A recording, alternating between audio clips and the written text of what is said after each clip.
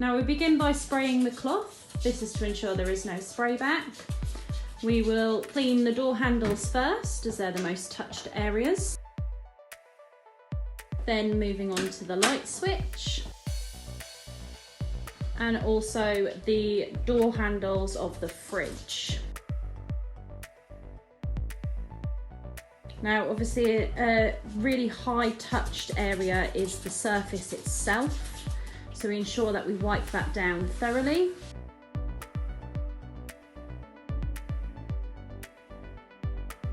We'd also clean the kettle, making sure that we get the top of the lid where you would use it to refill.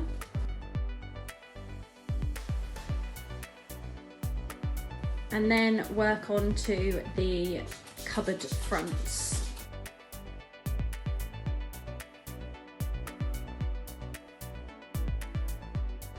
Now of course another very prone area is the sink itself, so we make sure that we clean the tops of the faucets, and we also clean the soap dispenser which is beside it.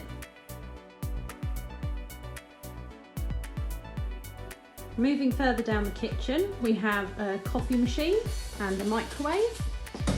Again, we would be cleaning all the high touch point areas, buttons, and the actual tab dispenser.